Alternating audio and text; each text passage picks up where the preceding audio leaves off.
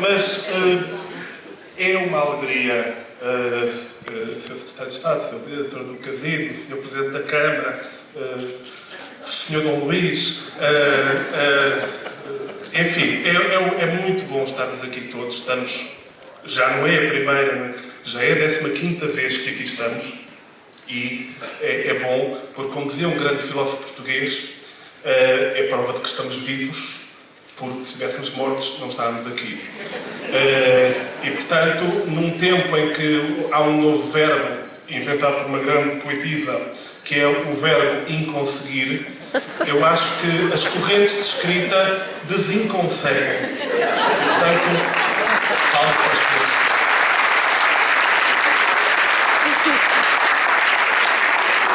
Mas eu talvez falasse primeiro, porque, para dar um ar rigoroso a isto, não vão as pessoas pensar que isto é sobre literatura, eu vou falar de números, porque dá sempre um ar sério às coisas. Portanto, este ano as correntes celebram 15 anos. 15, 1 mais 5, 6. E precisamente as correntes são entre 22 e 24 do 2. 2 mais 2 mais 2, 6. 4 mais 2, 6. Ou seja, as correntes este ano estão sob o símbolo do diabo. E a literatura está sempre muito mais do lado do diabo do que de Deus, porque Deus às vezes tem aquela tendência para estar sempre do lado dos que têm mais talento para o chamar. E, portanto, a literatura confia mais, aposta mais no vermelho, porque é aquele, ninguém diz o pão quando a pessoa está a passar as passas do Algarve, ninguém diz foi o pão que Deus amassou. Não, é o pão que o diabo amassou. Portanto, este é o ano do 666 e é uma maravilha. E foi precisamente por isso que me escolheram, porque eu nasci precisamente numa data que tem isso, que é 666. Eu nasci em 16 de 6 de 61, portanto, está tudo escrito. Por isso é que toda a gente, desde a minha mãe, me diz que eu sou uma besta. Mas pronto. As correntes de escrita são sobre escrita, mas há muito tipo de escrita. Aqui, obviamente, que é a escrita literária, que, aliás, cada vez mais está ausente das montras de muitas livrarias. Eu já pensei até tornar-me cozinheiro, mas depois reparei que tinha que me tornar cozinheiro inglês e americano. E a coisa é triste, mas, de facto, aqui fala-se de literatura. E são correntes porque a literatura começa quando as pessoas têm voz própria. No mundo inglês até há essa divisão entre fiction e literature. Também já preenchi a cota de falar inglês, os números já foram, já foi a invenção da palavra desinconseguir. Agora, o que é que foi? Agora foi o uso do inglês. Qualquer dia sou assessor.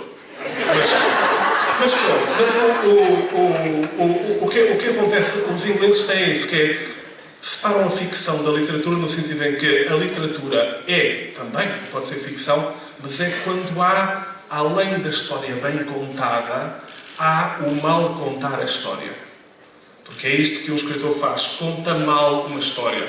Conta mal aquela história que nós podemos ver no CSI ou noutras coisas muito bem contada, isto é, vir ao disco e toca mesmo, e ele contar de outra forma, ou seja, descontar. Que é também o que cada vez mais nós, pessoas do livro e editorial, nós fazemos, é descontos. Mas pronto.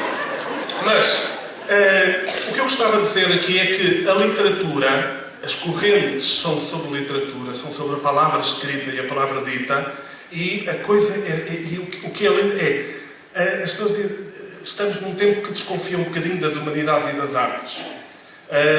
E a questão é, a literatura não serve para nada, serve para quê? Diz-se muito isso, não é útil. Não é útil.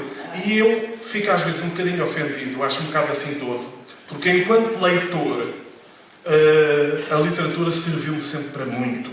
A literatura salvou uma vida, a literatura ensinou-me a lidar com a perda, ensinou-me a amar, consegui, enfim, finalmente perder a virgindade aos 38 anos, aqui na Póvoa. isto já são 15 anos, porque eu vim para cá quando tinha 30 e tal anos e agora estou cá e tenho 50 e tal já. Portanto, é uma grande mudança, mas a literatura ensina, é útil e é útil para coisas que cada um sabe. Para mim foi útil para coisas concretas. Eu nunca mais vi a responsabilidade e a culpa da mesma forma depois de ter lido Crime e Castigo de Dostoiévski. Eu nunca mais respeitei os doutores, os professores doutores, os DRs deste país de DRs, depois de ter lido, para aí com 11 ou 12 anos, O Dinossauro Excelentíssimo do Cardoso Pires. Portanto, a literatura muda e muda e muda. E é útil. Mas, pensando bem, eu acho, e no outro dia, de repente pensei, não, mas é bom que a literatura não sirva para nada.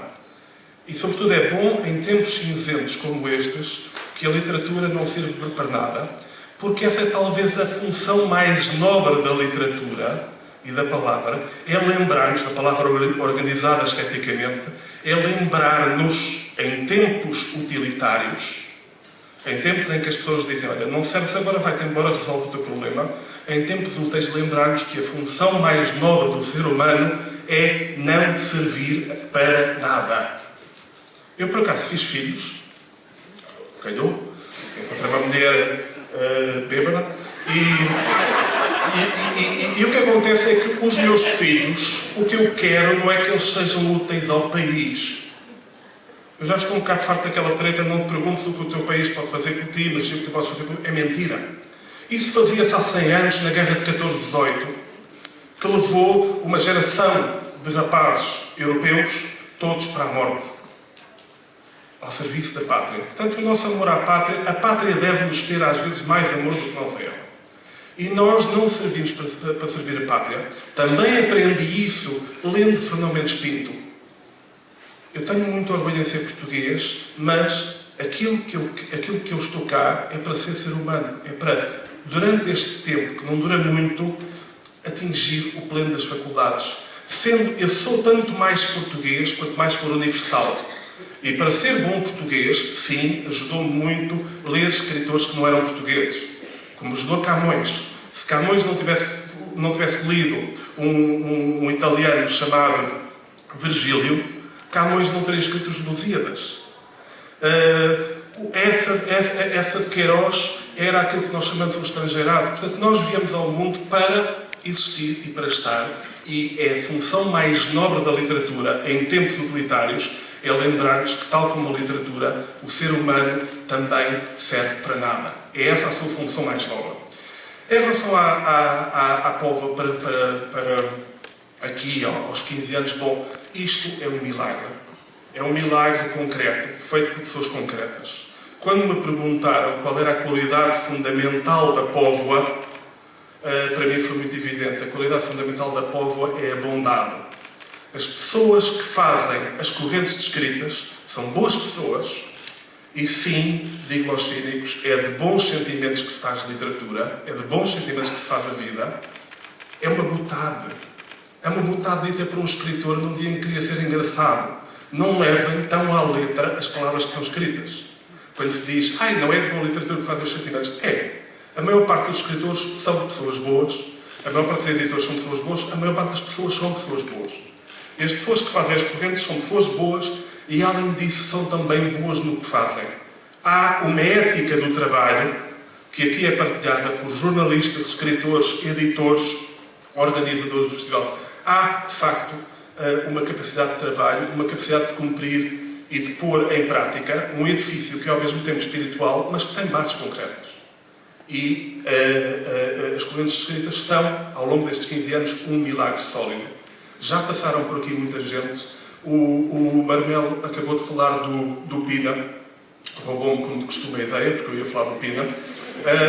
Porque o Pina, que é uma das pessoas que já não estão connosco, mas que fazia parte das correntes, o Pina era um poeta do cotidiano.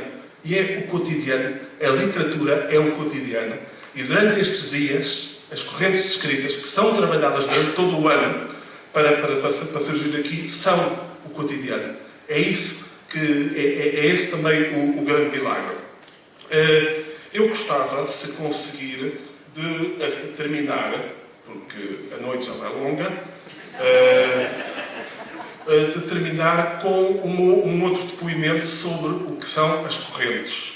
E eu passo a ler. É um poema, ainda por cima tem muitos R's, e eu não sei pronunciar os R's, portanto eu peço desculpa à Maria Teresa Horta, qualquer coisinha, mas prontos. As correntes acorrentam-me, libertas e aprisionadas aos estranhamentos da escrita e ao sonho em seu sustento, vindas das páginas aladas dos livros e dos cadernos e ao longo do pensamento, das histórias e das luzes, dos versos e dos avessos, dos poemas que me salvam e dos afetos sedentos, me acorrentando às correntes. As correntes acorrentam-me, prendendo-me com as estrofes e as palavras das odes, dos sonhos e dos sonetos, das harmonias ridentes, das mazurcas e das valsas de um modo surpreendente. E assim me aprisionam, cinzelando mar e tempo, entre Ariana e Eurídice, nos labirintos ardentes, me acorrentando às correntes.